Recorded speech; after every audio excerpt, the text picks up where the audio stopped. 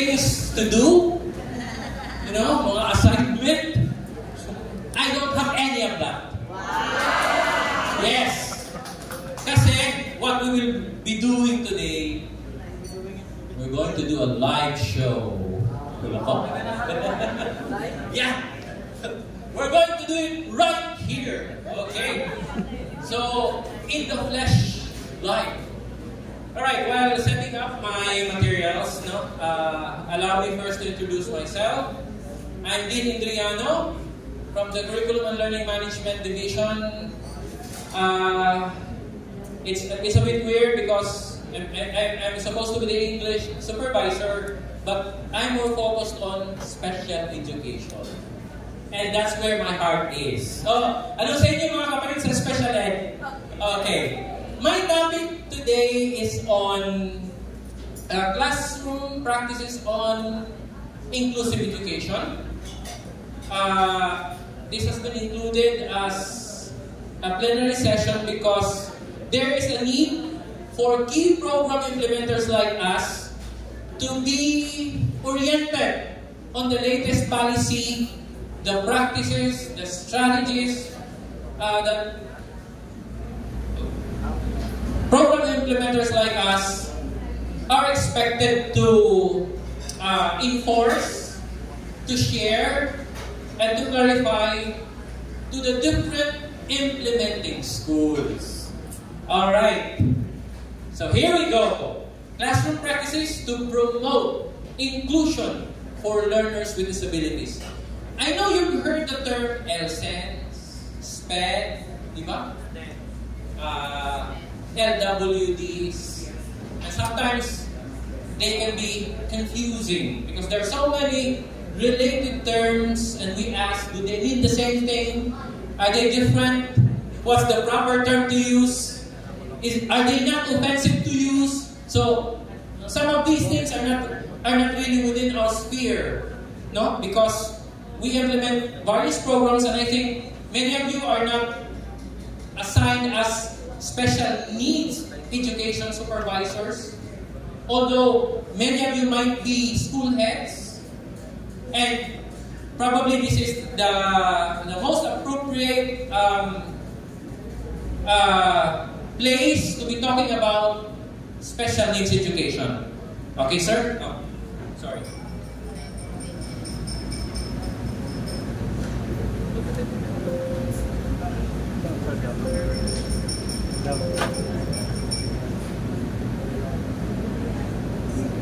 No. Alright, let's take a look at what we're supposed to accomplish. Let's see if there's an assignment. Okay, at the end of the session, we will be able to, together as a team, discuss inclusion, inclusive education, and the types of disability and how they impact students' learning experiences. But again, don't you worry because we're not supposed to diagnose them as a medical practitioner. But we're only going to get enough ideas for us to be able to identify the proper intervention that can be beneficial for the said learners. Okay. Then, identify equitable, something fair, learning opportunities through classroom accommodations and modifications in an inclusive classroom. And finally, to develop appreciation for the application of the appropriate strategies and activities that promote inclusive education. Alright. So as you can see, we will also be unlocking what those technical terms mean.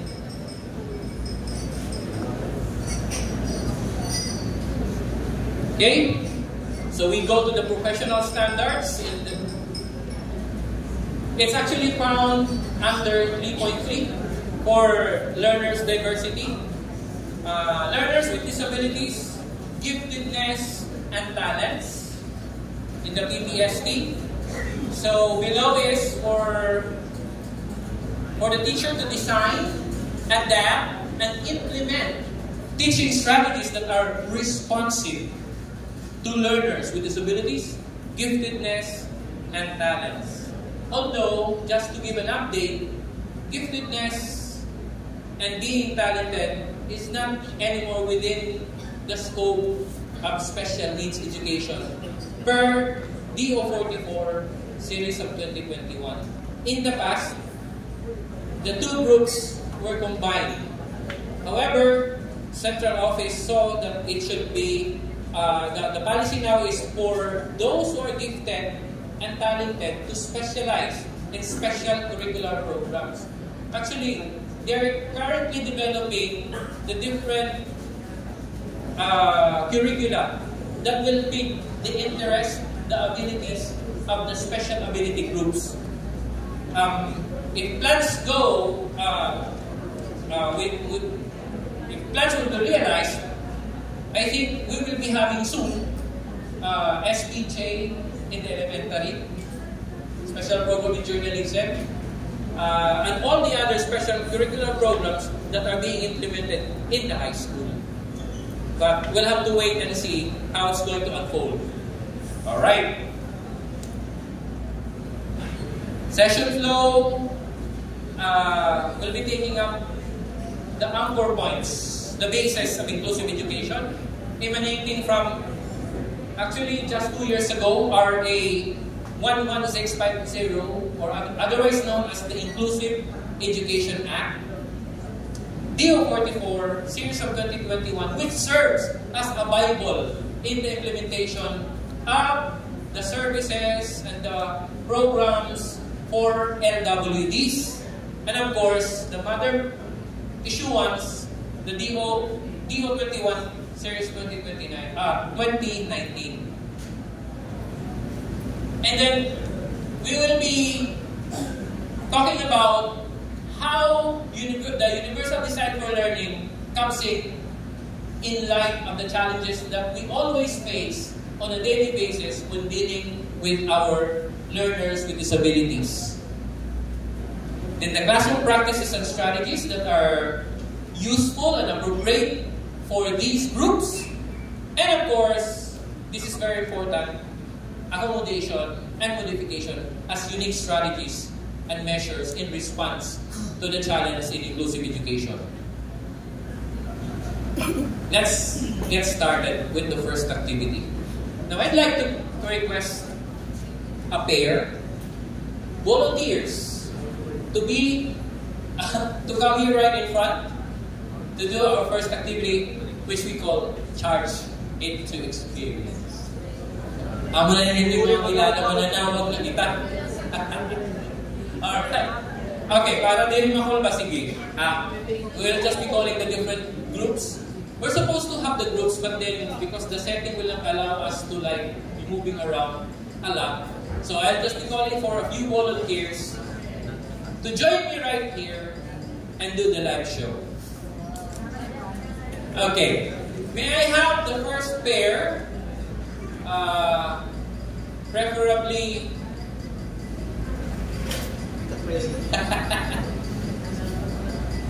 I will first. This is setting the right example. So from the special needs education group. Okay. So we have Sir Jose, Sir Aldrin, and then what are you, sir? Okay, sige. Where's Ma'am Carmen? Okay, Ma'am Carmen. Okay. I'll give you envelope. Question number 1. This is for the mind-boggling question. I'd like you to take a look at this, sir. Do not show. Okay, you can show that to your partner. Alright? For pair number 2, maybe from the science group. Ay, si Ma'am. No. Another set. we'll have ng mga kakilala din yung mga katropa. Okay, let's have Sir Jerry. I saw Sir Jerry and what to do. Sir Jerry. And also, we will pair it with Sir Glendo. Okay. Pair number 3, I'd like to request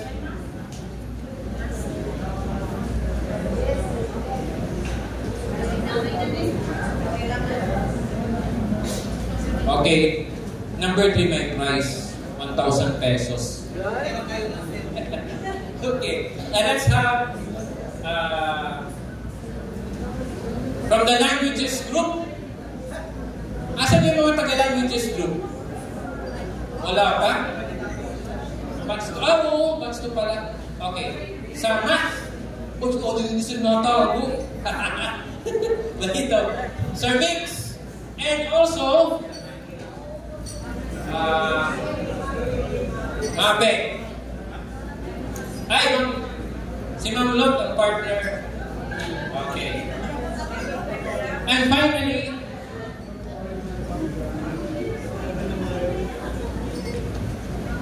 sir, this is for you. Special task. Okay, can you join me right here in front? Let's find out what we're supposed to do. Please do not show your task to the other team. Okay, who got task number 1? Did you check the task? Okay, I've got some.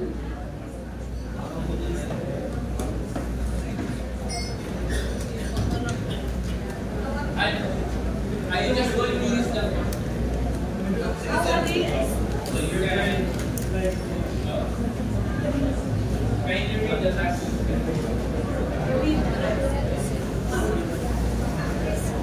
Blindfold your partner and let him walk of faith.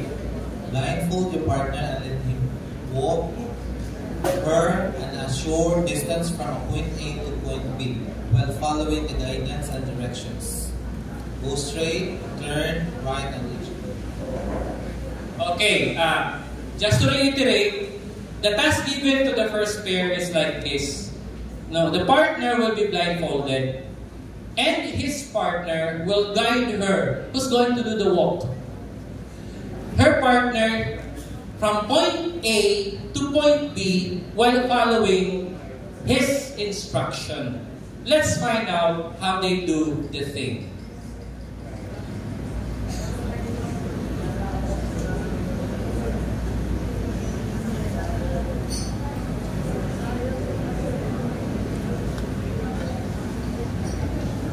Have you sent the courser where she headed? From what point? From which point? Okay, from this point up to what point? At the back? Oh, that's quite a challenge.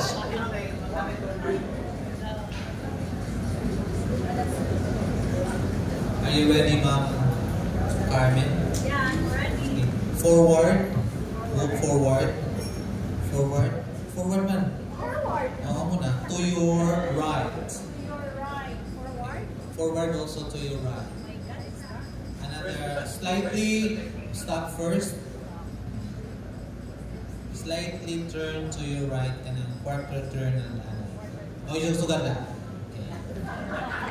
Forward. Ano yan na? To quarter to your left. Oh, sugat na. Oh, no. Oh, sige. Forward. Oh, stop. And then to your right again. Okay, ito na. And then forward. Forward pa, ma'am. Forward. Stop. Okay. And then, oh, sige ma'am. Abante. Abante, abante. Okay. Hindi ma'am. Stop ma'am. Kung nakilala mo yung ma'am, paano mo siya makikilala? Through, without touching and without talking to her. Oh, yes ma'am.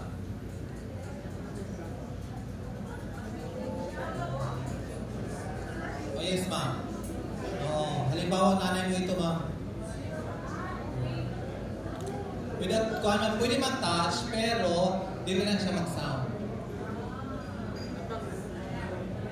Isama ang atong. Okay. O dire. Sige, kita po ma'am, kita to your step kanang patakilid. Ano man yung sa waray ang patakilid? Sideward na sideward ma'am, sideward. And imo kani crush ma'am sa una pag high school. I-touch gihapon and stop na ma'am. O kung kilala mo ito yung crush, ito. Kung nakilala mo ito yung crush. Hindi mo ex before ma'am. Kung nakilala mo, ex na. Okay na. Okay na. Ito na kita, mabalik na kita ma'am. Mabalik. Sige. Sige. Forward ma'am, forward. Sige. Diretso lang, diretso. Pa-left. So that forward. Okay. Hunong na ma'am. Stop na. Okay na muna ito sa'yo. Okay. Thank you so much. We'll process the question right after we're done with the rest of the activities. Thank you very much, Ma'am Carmen. Sir Alvin. Okay, let's proceed to the next team, the next pair. The audience, you are going to describe through lip reading. So, Sir Glendo and I, pati mahulog ka.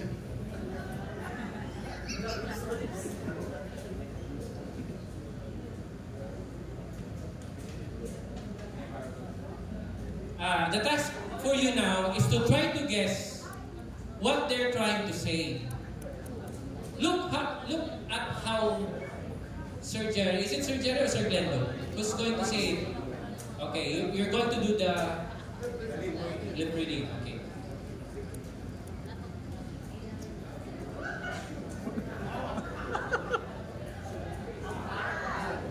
Are you happy? Wow, all right, very good. Can you do that again? Are 60. Yes. Are you Okay, that's exactly correct. Are you happy? All right. The other task, sir. There's another one. Now they're going to do certain gestures, body language, and try to guess what statement it is.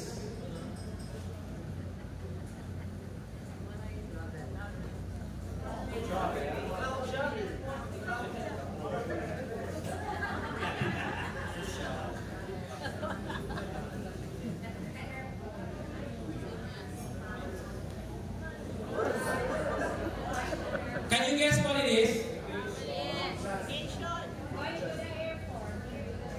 Going to the airport. There's a seminar. Where are you going?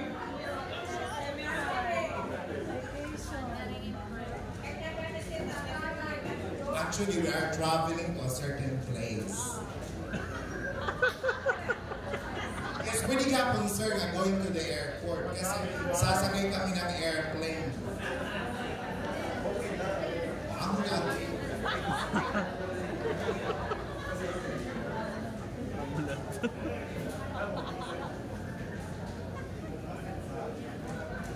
Okay. How about try to listen later?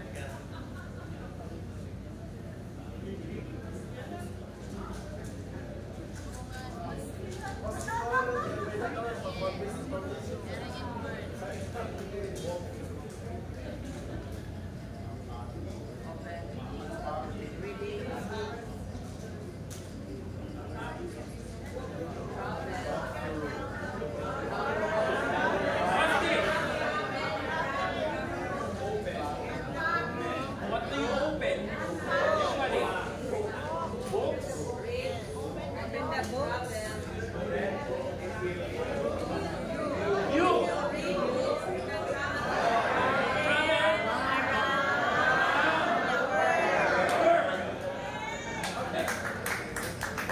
Books let you travel around the world. Alright? So, we'll process that a little later. The next task, entitled Pick Up Lines.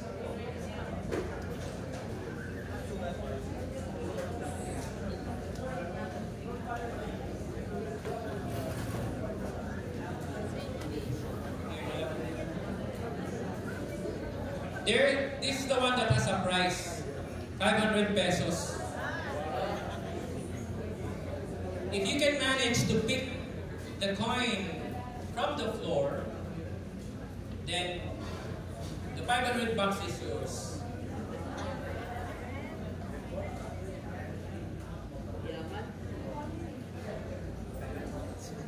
Including the wire. Okay, let's have, who's going to do it?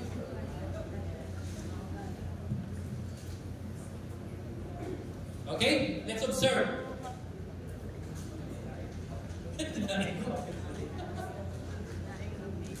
First, we've got here the wire. Let's see if Sir Mix can pick it up.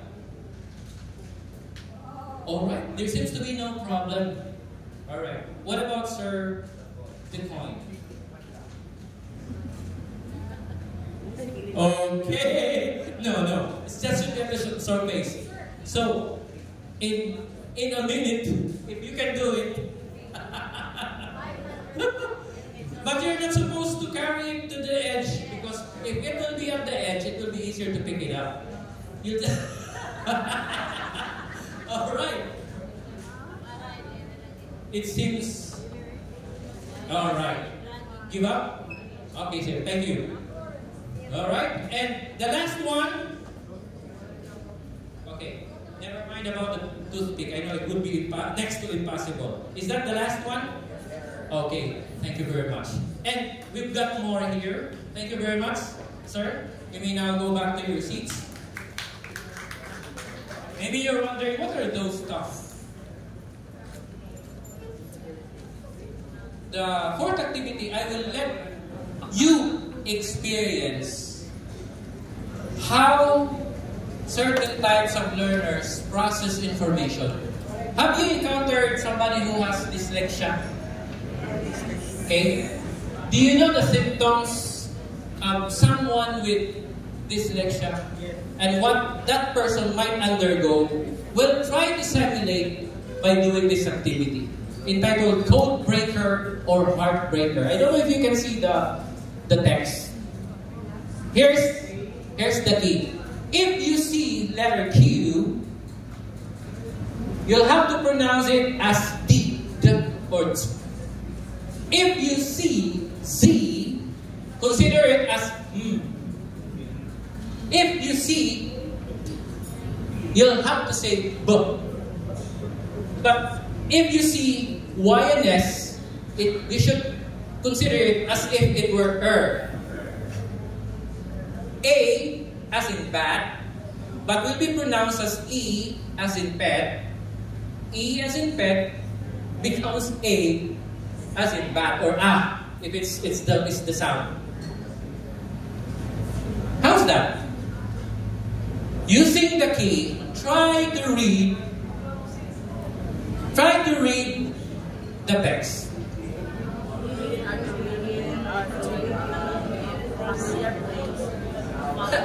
Can you guess what it means?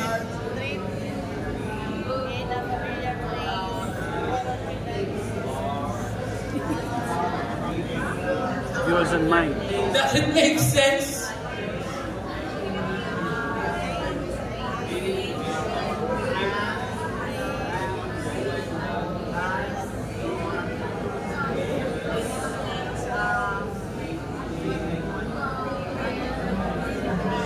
Okay, give up?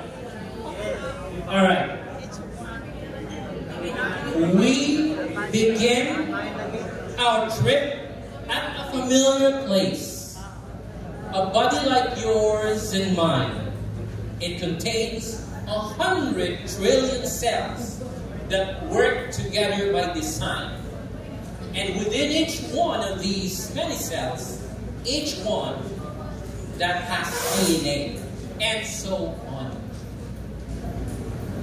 Ladies and gentlemen, this is how a dyslexic processes information, because there seems to be a mix-up of the sound symbols of the phonemes when he tries to unlock or to read the text. And there are many other types.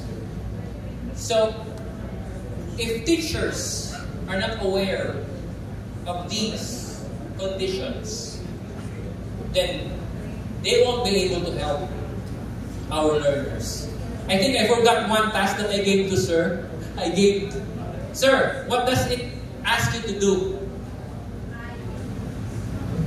This will be, let's try it. If you have a pen with you, if you have a scratch paper, can you say it loud, sir, for everybody to hear? And let's see. This is a common thing, but I don't know if you can do it right. The instruction says, try to write your name on the expression board using your other hand. Okay, what's your dominant hand? Right. Usually right, no others are left-handed. Many are right-handed. Have you ever tried writing your name or a text using your other hand? Yes. How does it look like? Medyo very mobile. Alright, so what have we done? What do all these things mean?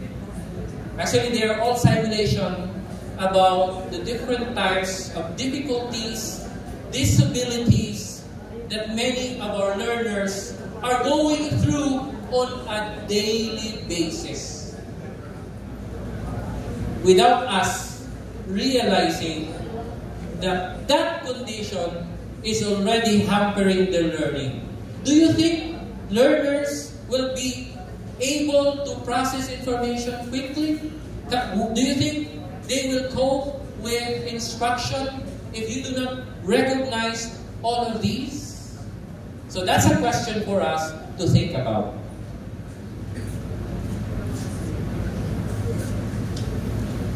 First, what can you say about your experience in the activity? Was it difficult? Ma'am Carmen, when you were walking blindfolded, how did it feel?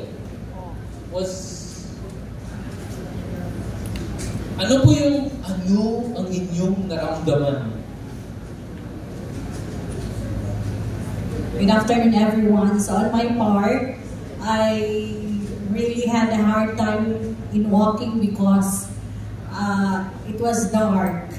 But because of the instructions given to me by my partner, I was able to follow the instructions. So, naging easy po siya. Yes. I trust my partner.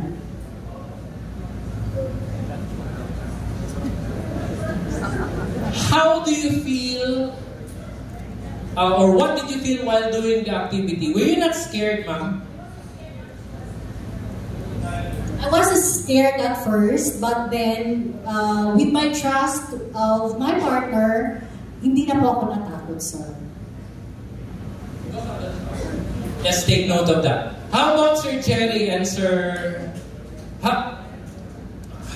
What did you experience when you had your part? When you were presenting your part? Was it easy to communicate? Sir? Did your audience get what you mean right away? Oh, diba? They did not respond right away unless you modify your gestures, your body language. By the way, that was not FSM. It was just a familiar body language that we think would be understood right away. Consider your students who are hard of hearing or deaf, who use sign language when they try to communicate with you.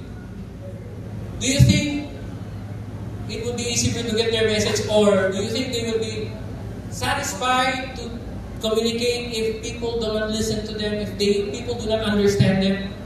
So that's a big challenge already. Think about your classrooms now, or our schools. Is there anyone who you think might be feeling this way on a regular basis? What is your major takeaway from this activity then? That's the next question. The facts are given, they exist. What then shall we do? Do we just say, okay, it's been part of reality, there's nothing that we can do about it? Fortunately, in response to these challenges, DepEd has recognized the need to really institutionalize the response, the actions that we will be providing, that we will be making to help our learners, particularly learners with disabilities. And by the way, hindi na pala sila tinatawag na LSENS. Kasi po, yung LSENS, learners with special educational needs, would still include yung mga gifted and talented. But since they've been separated now, strictly for those with disabilities, we just call them learners with disabilities. SNED is Special Needs Education. It's the name of the program. But LWDs refers to the group of learners. Yan po yung Bible for Special Needs Education. DO 44, Series of 2021. If you have questions po how to implement the special needs education, kindly refer to this document. Ito po yung sa DepEd aspect. But there is now, recently, kasi hindi pa nagpa 5 years, mayroon po tayong the passage of RA 11650, or for short, Inclusive Education Act, strengthen the policy of the state to provide appropriate services to the learners. So RA 1, I think I don't need to discuss na lang the whole document kasi our time is limited. So I decided just to give an overview, although we will still take that up in some slides. To give a summary, the law states that all public schools nationwide are required to identify learners with special needs. Di ba may dedicated child mapping? Okay? And provide these learners with free, basic, and quality education. It also mandates that all cities and municipalities have at least one inclusive learning resource center, or ILRC. Sounds ambitious.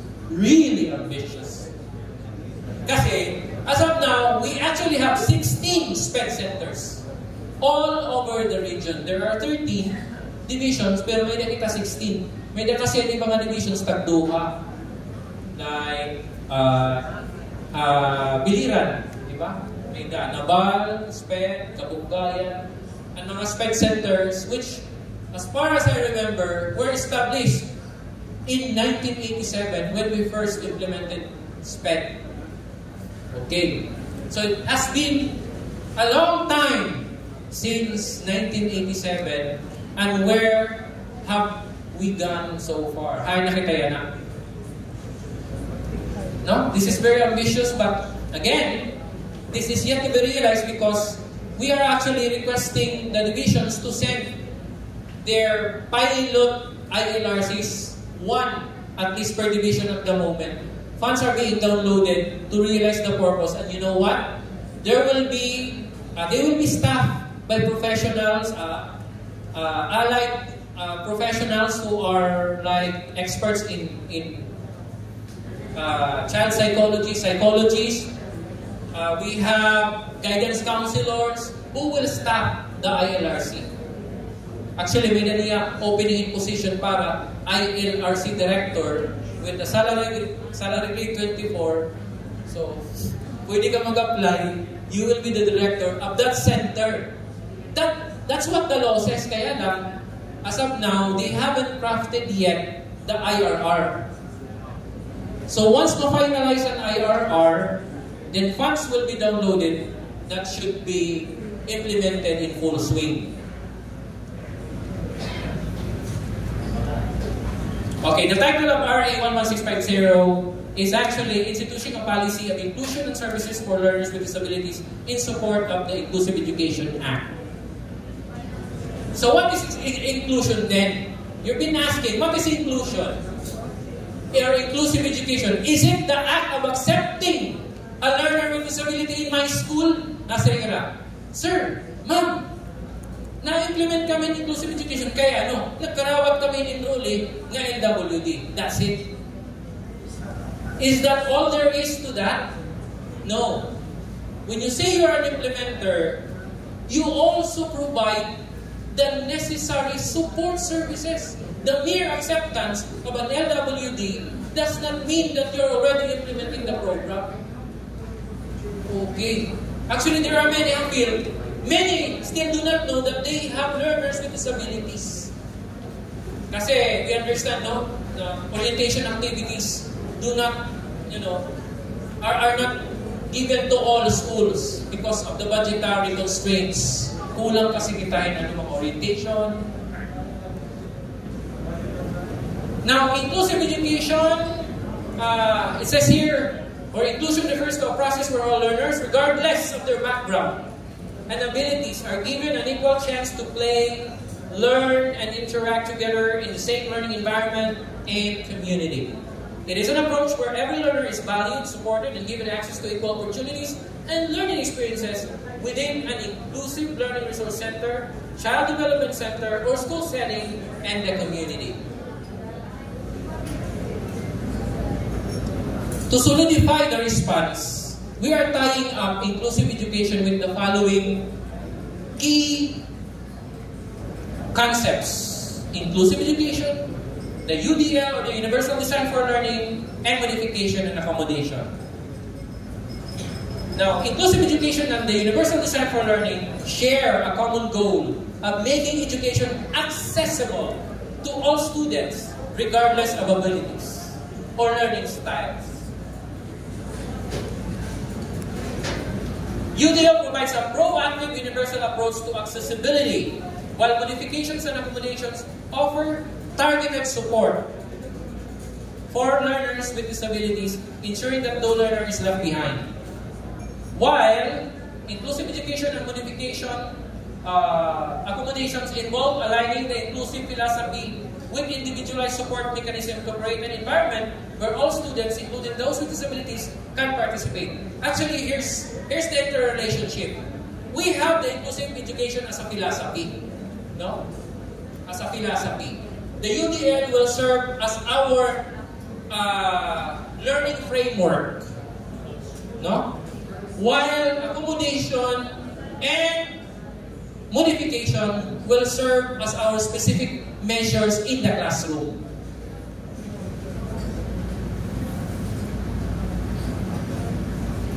Based on the law, it says inclusive education is the process of addressing and responding to the diversity of needs of all learners by moving towards the end goal of full participation, presence, and achievement in learning cultures and communities, which involve the following: accommodation, modification, adaptation, individualization in content, approaches, and structures and strategies. Now, there is a clarification. Is inclusive education exclusive to learners with disabilities? No. Inclusive education is the general umbrella. It encompasses all learners, especially those from the vulnerable groups like those in madrasa or Muslim education, IPED, what else? The ALS. So that their needs, their preferences, their interests, their abilities will be served. So we consider the circumstances that they have, so we can provide the appropriate intervention and even the program that will work best for them. Now, disability is also a key concept, and many, siguro this is one reason why there are schools which says, we do not implement the program because we don't have learners with disabilities. The question is, do you understand the term disability? That's another one. One thing, because we are not, medical practitioners, so we do not have a good idea with these conditions. So we need to be capacitated, oriented. Maybe we can request for orientation activities from our experts, from the division, and even from the region.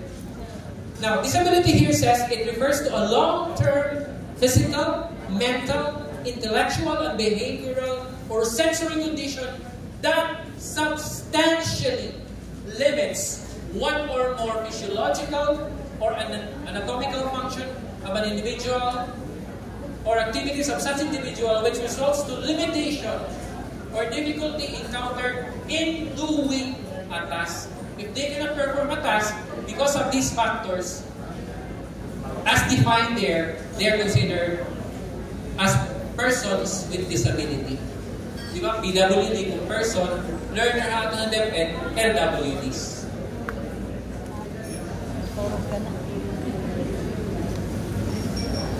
Okay, inclusive education, equitable opportunities. When you say equitable fair, we do not necessarily mean equal. So for example, just to give an analogy, when we say, what's the difference between being equal and being equitable?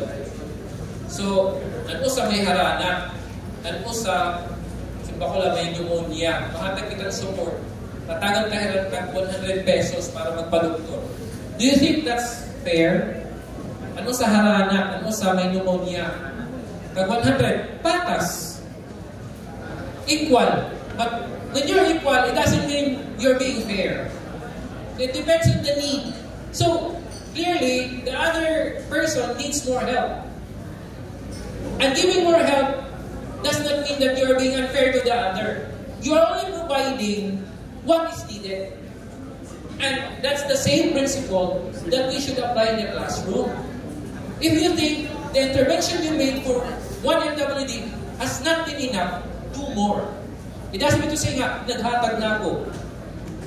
Equal na ito. No. So that's what we mean by equitable opportunities. So we will really do everything to help the LWDs or this particular group of learners. Learners receive educational services and the needed support and related services.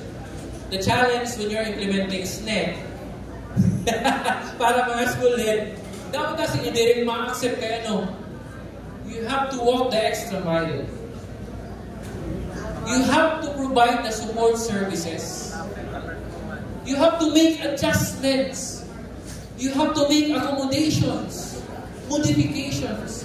And you don't want additional burden. No? That's the reality.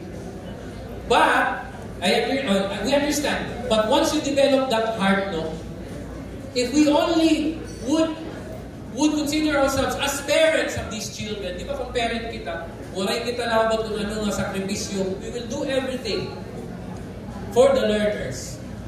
Although they are not really our children, but if we adopt that outlook, probably many of our problems will be addressed.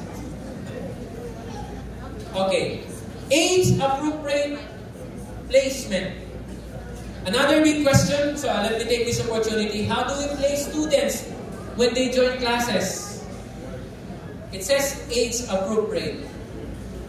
He is already 12 years old. Okay. Hasn't been to school. First time to go to school. Okay, kindergarten. Kasi first time, wala pa niya record. What will be the practice? It says age-appropriate. Anong closest to grade level na ada elementary? 12 years old, ano ang grade level? Grade 6, no? The placement will be in grade 6. But the enrollment will still be kindergarten or grade 1. Meaning, the official enrollment para magkadahi, kung pwede niya makuhaan, recorded as the first, nag-enter high school officially, but then the interventions, the curriculum, the experiences to be provided is comparable to that of a first grader. Ang placement, amo na niya age appropriate. Because research shows that when you place an older person with children, there is no progress at the end of the period. Why? He will just mimic, those practices from the younger, from his peers, dapat ano yan iyang peer. Pero iyang mga learning experiences, mga tasks, will be much simpler. Okay, so that's one practice that we do in special needs education. Ideally, if there's an ILRC, they should go to the ILRC or a school implementing the program. Who are learners with disabilities? They are those learners in the general and early basic education system who require additional support. That's why many schools would not want to accept them because they would need more resources, more planning, more challenges, more tasks to do. Okay. So why do we need to support them? Because they have long-term disability, they have sensory impairments. So siguro, with the permission of the training team, I will skip through some of the slides kasi they're already self-explanatory, except for some important ones. Although this one, to give you a rundown of the different types of disability para at least you have a glimpse of what they are. Physical disabilities. So, who are these LWDs that go to the schools? Who come to our schools? Who are they? Those with physical disability. May danira mga musculoskeletal conditions, deformities, difficulty in mobility, physical capacity, stamina, dexterity, etc. May the mga injuries. Therefore, when you're injured, like having that, you can consider yourself a PWD. Question. May nagpakiana pa ng RFOD. Ang naka-8 classes, LWD. So, ganda ako. Ama yan, SWD. SWD, supervisor with a disability. I'm wearing a pair of glasses. Visually impaired? Generally, you're correct to say that I'm visually impaired. But, do I fall under that category na PWD na ako? Can I apply for a PWD card? You are wearing glasses. Okay na ba? Qualified? Eligible na ba kita? For a discount? Depende. Who is our spend expert here? Ano ang tuwan decision kung when do we say you will fall under that? Diba long term? Ano itong definition? Physical condition that cannot be solved by surgery, by gadget. When you are nearsighted, once you wear glasses, your condition is corrected, di ba? If the glasses fits you well. Di ba? So nakita ka na, uy, mamusay ngayon, magwapang itang sakit. But, if that gadget or mga intervention na ginahatag does not solve your condition, meaning nagsulot na kini, pero pagkita ko cancer, yun, lumas ko lagyan mo ng pagkita, baka iba na ito sa ano. Okay, so, when it is not solved by the intervention given, then you can say nga may ka talaga disability. Alright? So that's the first, physical disability. Alright? Next, those with difficulty learning and applying knowledge. Autism, di ba? Damo na yan, ha? ASD, undiagnosed. Now, this is much easier. Actually, on the surface, they look normal. But once you get close to them, you would notice they have repetitive behavior, no eye contact. It's like they've got a world of their own. Di ba? Okay. So, it's a neurodevelopmental disorder, but they can learn. And they have varying degrees. Iba-ibang level. I came across a book that says, all people have autism. Oh, okay. Natuod ka mo ito. Dahil hindi rin namamati, dahil wala lang, malayo ang tingin, wala namang tinatanaw. Di ba? Okay. Sige. Let me go through, no? Para we can cover many more kasi if Sir Erwin had 156 slides, ako liwat, may liwat 250 slides. Wow! And if you multiply 1 minute by 1 slide, that would be 250 minutes. Wow! Ganito joke only. Emotional, behavioral disturbance. Well, we've got students who are like this, no? It's a condition exhibiting one or more of the following characteristics over a long period of time. Diba? Na-depress lang. Inability to learn that cannot be explained by intellectual, sensory, health factors. Inability to build, maintain satisfactory interpersonal relations. What do we do with nasi kita mga pasarawayan na atong classroom? You have to observe first.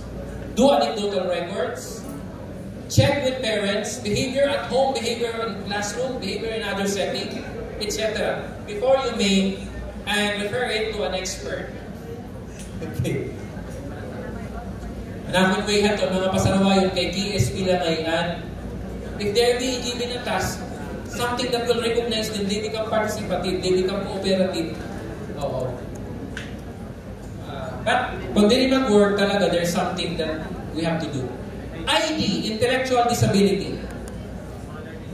Significantly subordinates general intellectual functioning, existing concurrently at the same time, with deficits in adaptive behavior and manifested during the developmental period. It's not fully explained, but there's something going on during their in their mental capacity, intellectual capacity.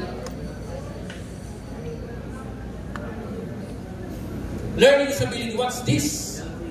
Kasi di rin nakakabasa. LD. Automatic dahil report in the database. Di rin man magbasa. Ngayon pala, kaya wala yung kaong-kaong, wala yung breakfast, tapos makuyapan na nasulod. Hindi nga wasted. Okay, we've got different terms now in our database. Alright.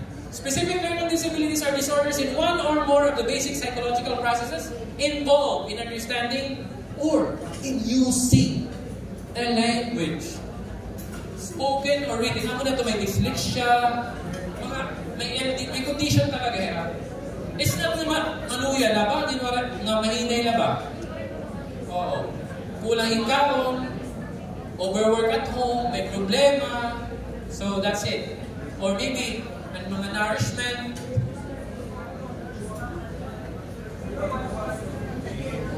ADHD.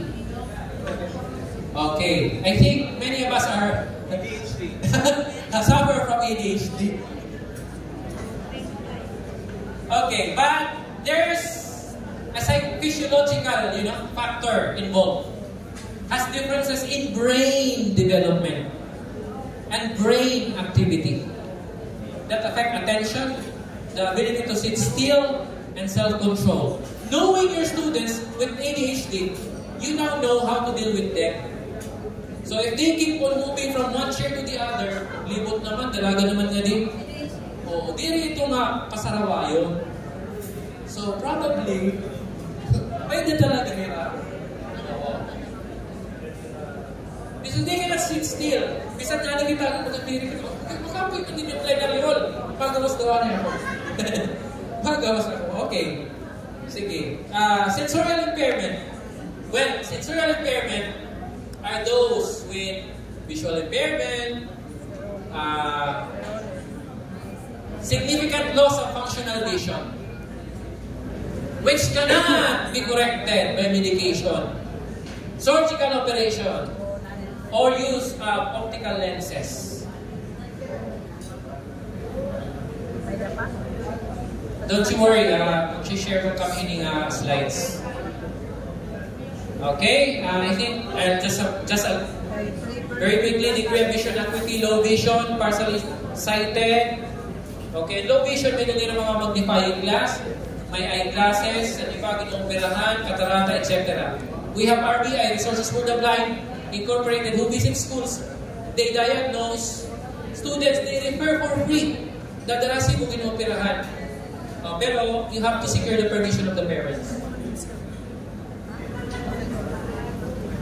Blindness is the lack of usable vision and the ability to see anything. No light perception. Uses tactile and auditory channels for learning. Compensating for the loss of one sense. But the worst of all is deaf blindness. We have, I think, may nakita mga 2 cases of deaf blind students in Region 8. Deaf blind students cannot hear, cannot see. Can you imagine how life would be for someone who is deaf blind? But look at, have you heard of Helen Keller? The story of my life.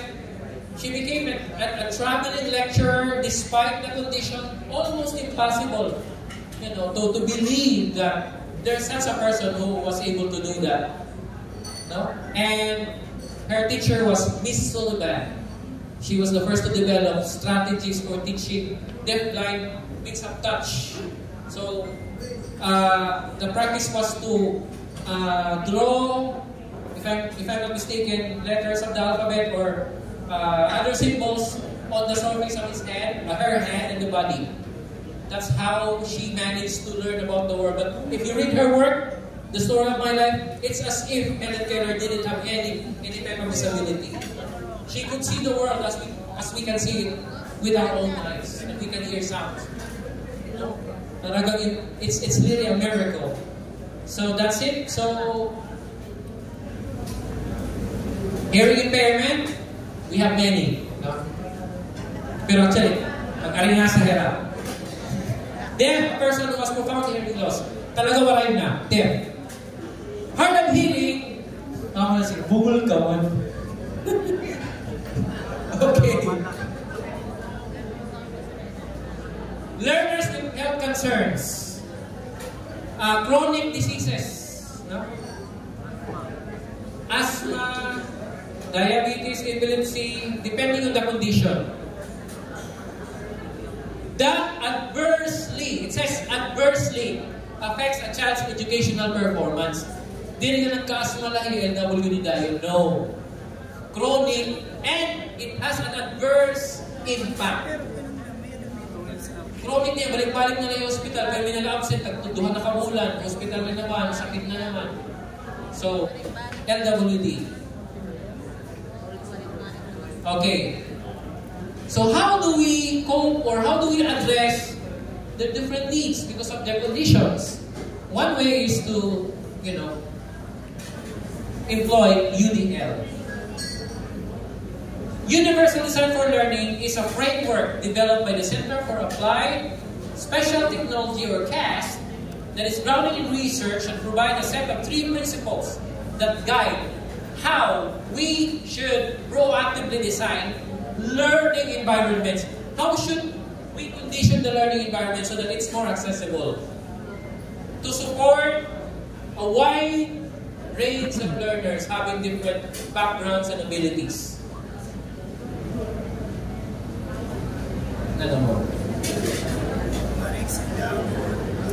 This is an example of the pilot ILRC. ILRCs, by the way, will have 10 different service areas. May nakita daily living skills area, may the water therapy area. So hopefully that will be realized soon.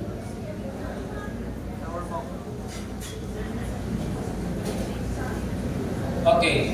When you say universal applicable to all, applicable to many, di ba? That's why we have universal charger. When you say universal, does it mean to say we will discover one single way to teach all types of learners? A universal man? No. It's actually the opposite. We will find different ways to cater to the different needs of learners. That's why it's flexible. In the way information is presented, students respond or demonstrate knowledge and skills and their engagement. And the goal of UDL is to reduce the barrier. Diba we have 3 key principles: engagement, representation, and what's the other one? Action or expression.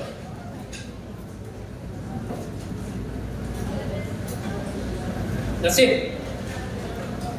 Representation, recognition networks, the what of learning, strategic networks, the how of learning, or action and expression, and affective networks, the why of learning. For example, if you're presenting a material, you must engage the learner in something that they like.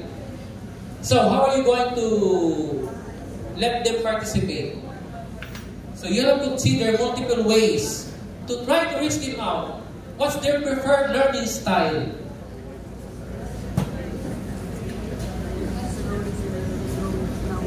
Okay, first we have recognition, refers to multiple methods of representation that gives learners a variety of ways to acquire information and build knowledge. So how do we do that in the classroom? So multiple ways to represent things. So for example, we'll just follow na para it will be more systematic. Strategic learning refers to multiple means of learners' action and expression that provide learners alternative modes for demonstrating what they know. Alright? Bangin, need ko na tapusun tapos okay. Napalong naman. Time check is 3:16. 3:10. Okay. Siguro mga 15 minutes na lang. That's the time that I got. Kasi nag-adjust kasi tayo na. Alright. Waiting for our readers to resuscitate the screen. Okay.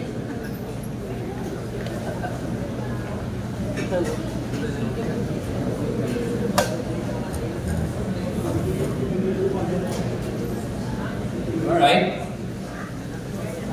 Back to the old-fashioned way. Alright. UDL is an approach to teaching and learning that gives all students equal opportunity to succeed. When you say universal, it doesn't mean finding only one way, but rather, it actually, the goal is to use a variety of teaching methods. Using a variety of teaching methods to remove any barriers in the learning environment.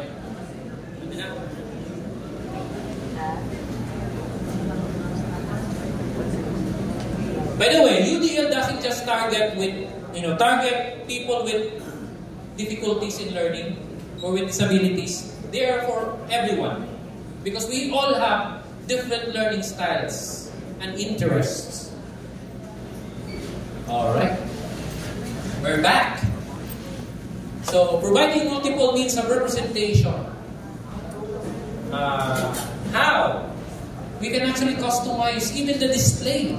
Diba? The font size. If we have a visually impaired, you can make the text bigger, larger. You develop big books. You can provide a magnifying glass. You can actually make an arrangement, seating arrangement. Those who cannot see very well from a distance will be transferred right here to the front. Diba classroom arrangement? You can make changes in the learning environment. Okay, or you can modify what is being presented. So, pwede ka auditory, transcripts, captions, or maybe visual information with audio descriptions and tactile representations.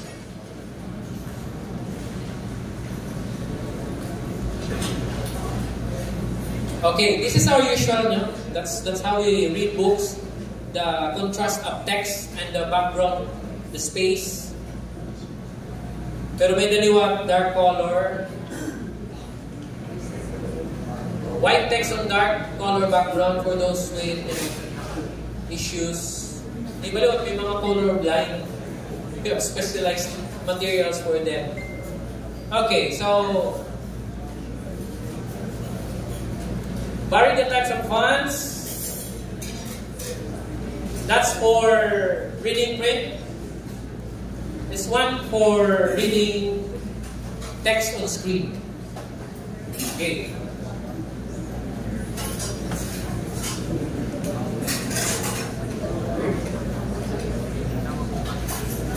Alright? Clarify vocabulary and symbols to enhance understanding. We will skip this part, no, because these are the details, so that we will just go through the summary.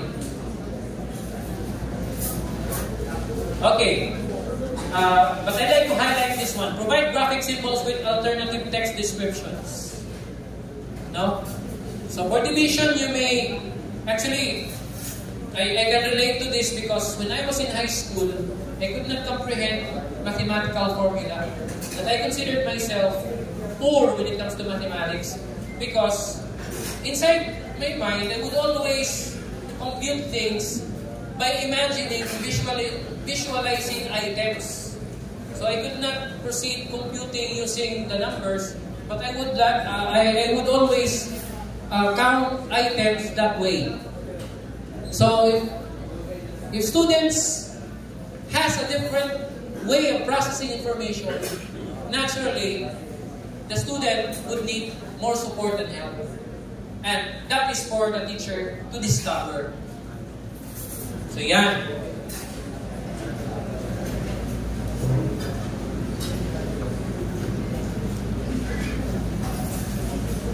Okay, we'll proceed to the next. We can make use of mnemonic strategies that will aid our memory, diba? Like at conjunctions, coordinating conjunctions. What are those? Masikala fanboys. So it will be easier to recall. Midas. Ano na ba?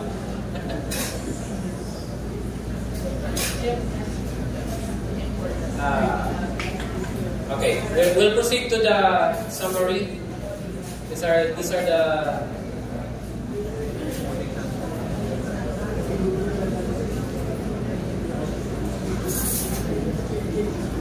the details.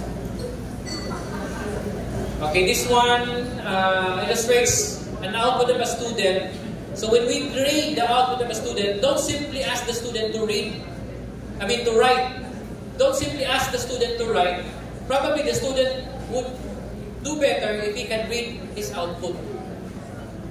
Because we might not be able to understand what he wrote, so let the student read the output. Maybe we can make sense of what he's trying to say in a much better way. Alright? So yan.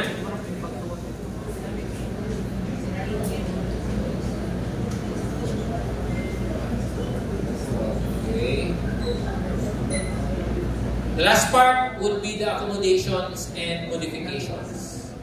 So what are accommodations? They are appropriate actions. They are actions. Something that we do in a concrete manner, made in response to the learning environment,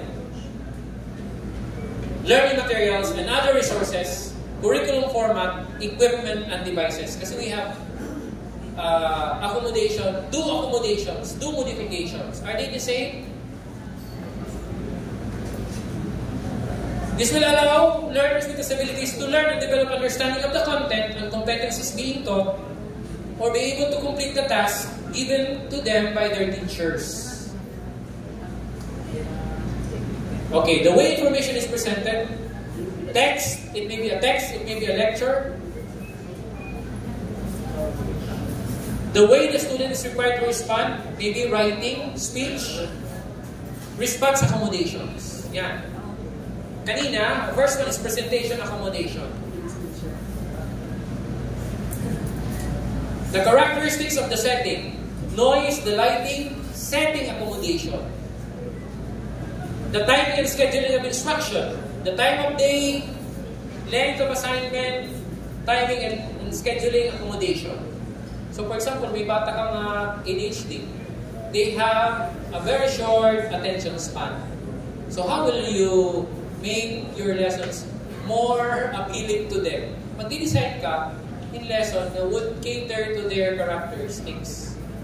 So you will reduce time for them to accomplish a task. Here are some examples. Alternative recording, verbal instruction, font and text adaptation, enhanced visuals, increased space. Okay, presentation accommodation, reduced density, decreasing the number of items displayed per page.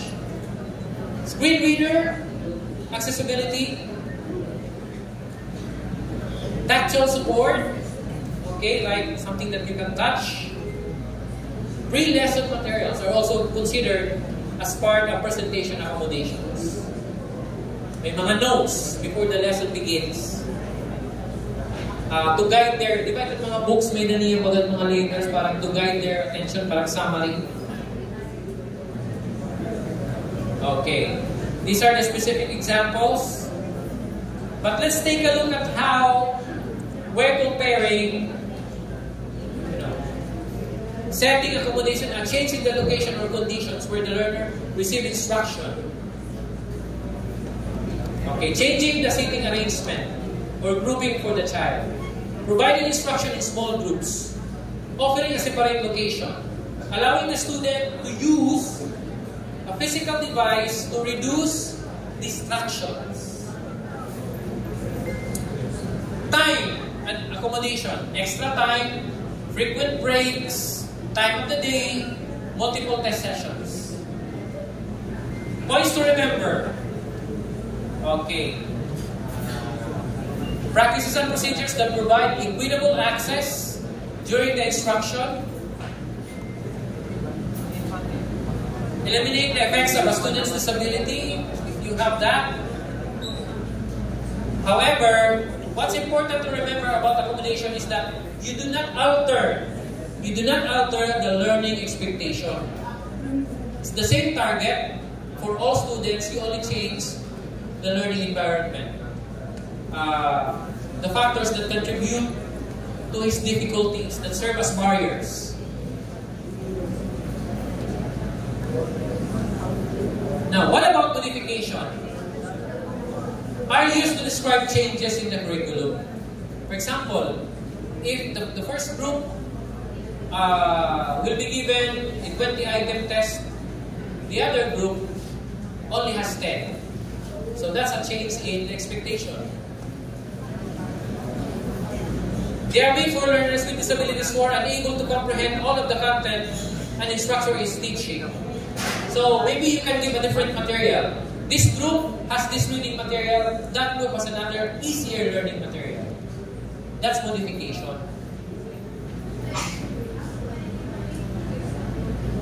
Yan. Okay, general modification, outlining instead of writing for an essay or major project. Di ba there's a change in the task? Alright? So these are the examples, so I think we don't need really to discuss all of them. What we will look at is the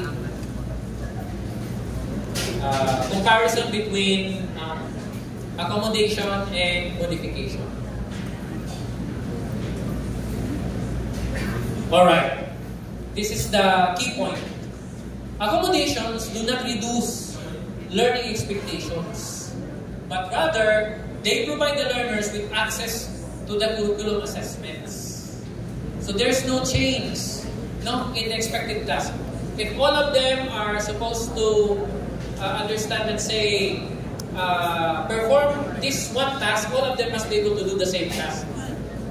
Kaya lang, you are providing certain adjustments, especially to the learning environment. While in modification, you lower the expectation.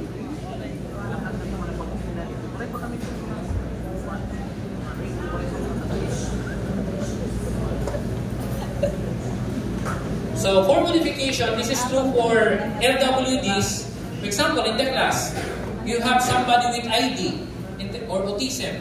Do you think you can give algebra to somebody? Pero hindi kasi ito yung bagay. That's what DepEd says. You have to cover all the lesson. It's not applicable. So you give what is applicable, you have to modify. Okay, let's do the following. We are now in the application. Let's identify whether the given scenario is accommodation or modification. Sige, let's try this one. Mark Joseph, a high school student, wasn't identified as having learning difficulties. However, in the algebraic class, he tends to make mistakes when multiplying or dividing large numbers with decimals. Interestingly, when Mark Joseph uses a calculator, he gets the right answer. Kaya gintagan naman yung calculator. What is that? Modification? Accommodation? Okay, let's find out. Sige. That's case scenario number 1. Okay. Keep your answers to yourself. Let's find out later.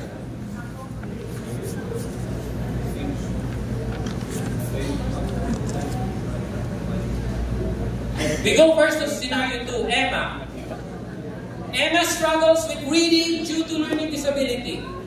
Long passages are tough for her since she reads below her grade level. She's working on grasping the main idea and supporting details. To help her out, the teacher gives Emma a story that matches her reading level. Okay, let's find out later. While everyone else in the class has to find both the main idea, diba? Both main idea and supporting details. Emma only the main idea.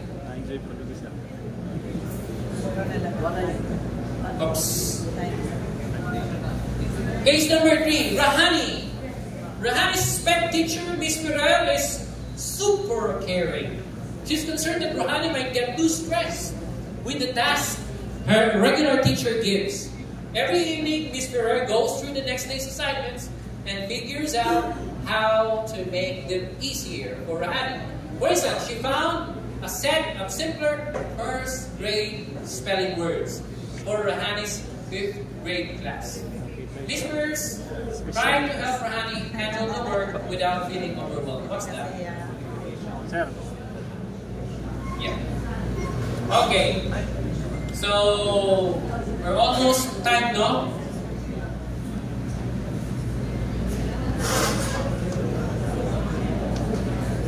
Jane, a 4th grade student, let's... Okay, what classroom supports and accommodations are needed? Let us check your answers if they are correct.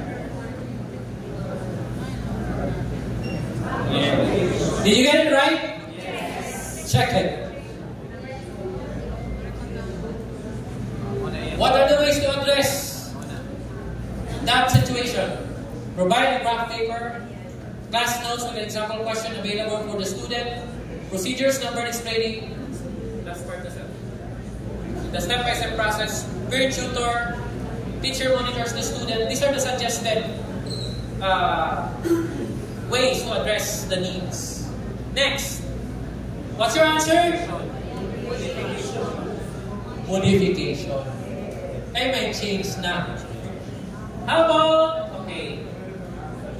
Alright. Okay. Also, modification. Did you get all right? All of them right? Okay, very good.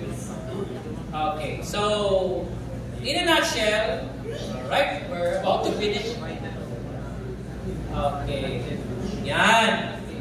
Equity and accessibility, inclusive ed, UDL, and modification and accommodation are so connected that when we are aware of how they work, it will put us at a better position in providing appropriate intervention to the learners. Yan. So we have the first, that's for equity and accessibility. This one for the learning environment. No? We will just be providing the slides. We're down to the last part, last slides. Okay? Technology and integration. Critical thinking and problem solving. So these are the different areas. Adaptability and lifelong learning. So these are the key concepts, no? And of course, classroom instruction under accommodation and modification. Okay po, so yun po, as we're already, it's already 3:35, so nagsubra na ako 5 minutes. So thank you very much. So I hope you got something from our discussion today. And when you're back, develop a big heart for the learners. Thank you very much and good afternoon.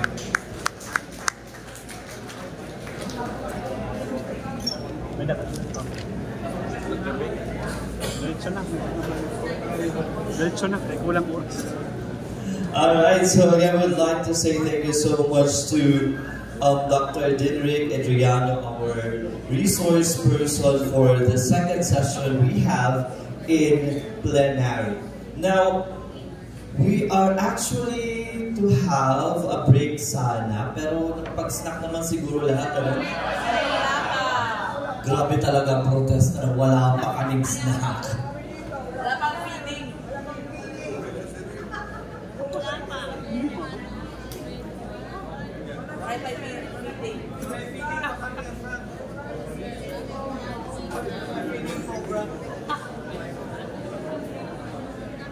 Alright, para ma-meet natin yung time, no? Siguro for those who'd like to have nature break, lahat ng gustong kumanta muna ng Jingle Bells. O pwede siguro mamaya tayo din lang isa-isa lang, no? Di naman tayo pwede magsabay-sabay ng maramihan sa ating comfort room. But for those na wala pang snacks, rest assured, you will be provided. Baka kasi nandoon ang snack ninyo sa inyong session room at nag-iintay sa inyo. It will be delivered sa inyo ngayon. Pinukuha lang ng ating class manager. And we'll go directly straight to the third topic we will be having in plenary session. Friends, the next discussion that we will be having is about the collaborative expertise. And this will be discussed to us by a Chief Education Supervisor from the Schools Division of Biliran. Okay, now ladies and gentlemen, our resource person for this afternoon, please give a hand to Dr. Jose B. Montino.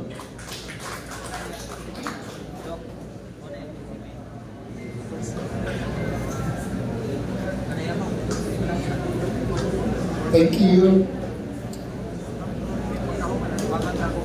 Isang matatag at magandang hapon po sa ating lahat. Good afternoon, my dear fellow school leaders, and to everyone who are in attendance in this session this afternoon. Parang lumiit yata ang attendees. Parang may attendance din sa Robinson Rasbaras. Well, sa tingin ko,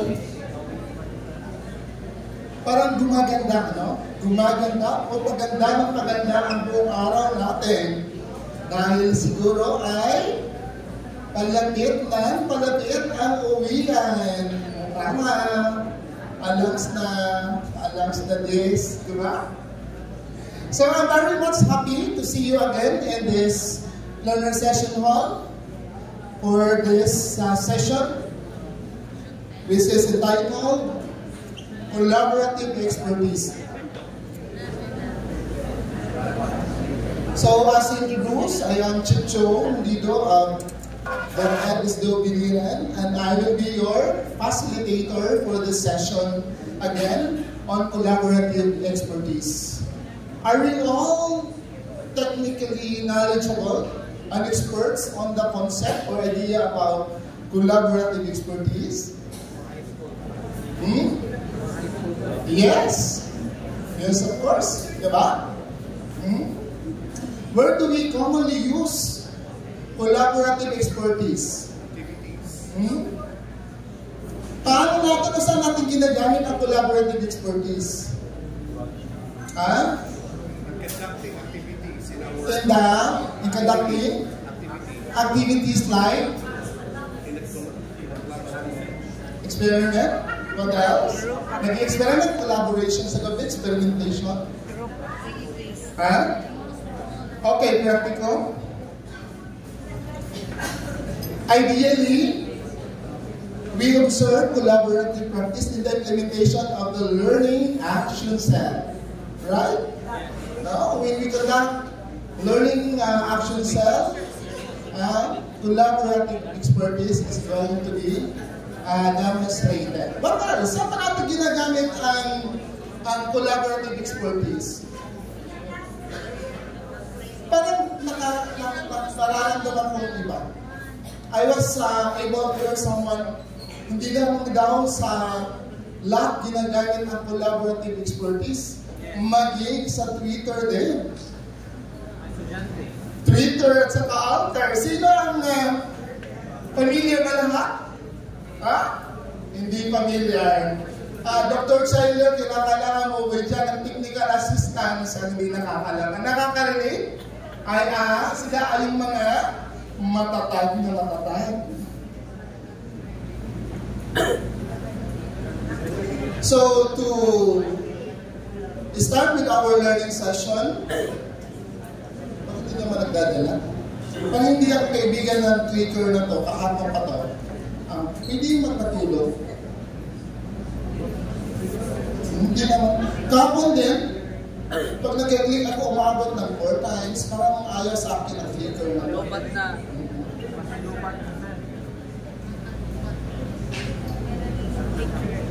Lupat na. Ako na sa direct.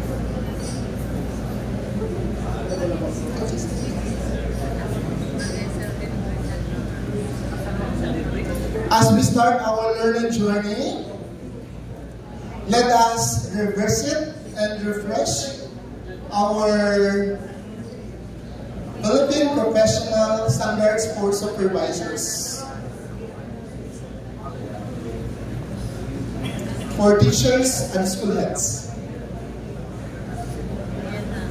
Okay, thank you. As I have said, let us revisit and refresh our professional standards for supervisors, for school heads and teachers, as these are really aligned with the Matatag curriculum framework. So as you have seen on the screen, our mandates for supervisors is articulated in domain 4, which is developing self and others through learning and development. As supervisors, we are expected to demonstrate knowledge and understanding of different learning and development intervention. That is why we have the learning action cell, right? In the context of the national learning camp, in the context of early language literacy and numeracy. Can you still remember that we've been implementing collaborative practice, or communities of practice during the implementation of the early language literacy?